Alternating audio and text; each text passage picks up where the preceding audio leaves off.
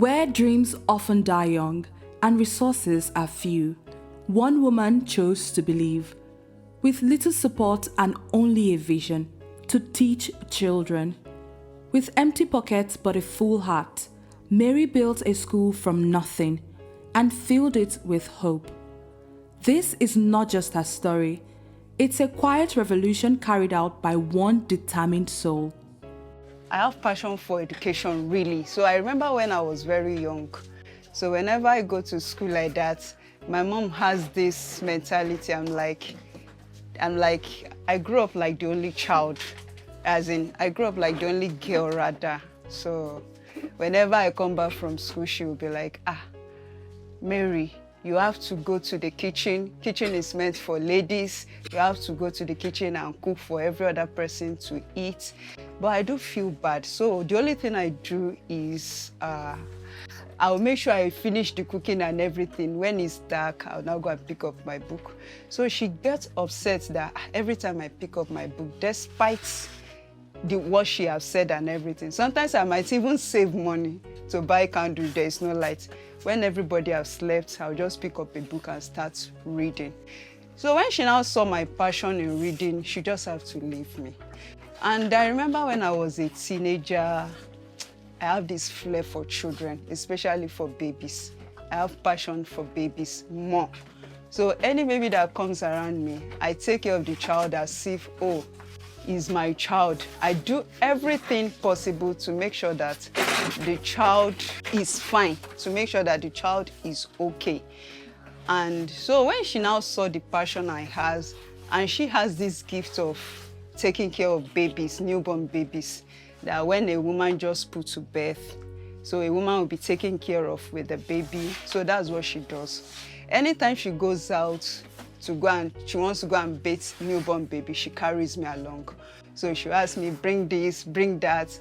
And then while she's bathing them, she's explaining some things to me. So that makes me to develop more passion for babies. So any child that comes around me, I make sure I take care of the child as if it's my child. I go extra mile to make sure that the baby is fine. When I finished my SSC, my brother wife put to birth. So she needed somebody to take care of the child. I think this was year 2003, yes, September, yes, 2003. So the wife put to birth and they needed somebody to take care of the child. And my mom was like, I can do that. So I went. That was what even brought me to Lagos first. So I now took care of this baby as if it's my baby from 3 years, the 3 months old. I took care of the baby till a whole year. And everybody with my family was like, wow. So if you can do this, that means you have passion for it. So I noticed that since then, I've been taking care of babies. Going back to my main job, I'm not really having much time because of customer and all that, but because of the kind of person I've known how to be, godly, homey, she's a mother, and I have to leave my child. You can see when I step in, I just bring some things my baby will be needing for the week. He's doing like a pre-boarding. On Fridays, I come to pick him up, and it has been very, very helpful, mentally, socially, like everything about the children, not just my child. To every child out there, she's good. She's good. The thing she imparts there is greater than what the money she's collecting. The reason why I think I'm in the right places, I grew up in Ondo State. So my aim was even like the way Bible said. It said the way of a man is different from the way of God. The way I even thought of it before was to even go to Benin and then start up a life. I never planned to come to Lagos. If not for my brother's son that brought me to Lagos. And when I came to Lagos, I find it much easier. And I remember when I was about leaving Ondo State, there's a pastor that prayed for me. The pastor came and he said something. After all his prayer and everything, he said something. He said, I'm seeing children, babies around you. But I never understood that word. And I'm like, oh, that means I'm going to give birth to so many children. But I never planned giving birth to so many children, you know. But when I now start the school, I think after a year, the revelation now dawned on me that, oh, I'm going to own a school.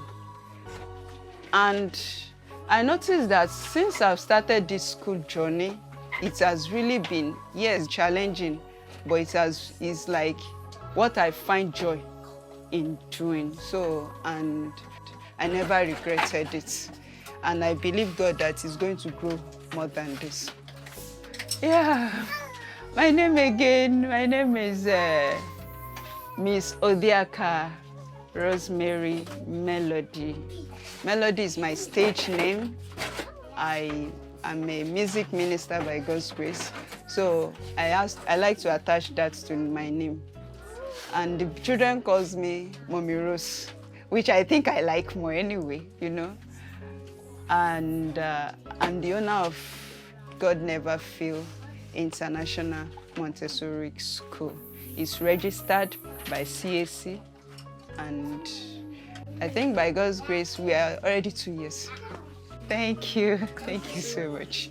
Mary's hands have held broken chairs, wiped dusty boards, and lifted countless young minds. She teaches not just letters, but dignity.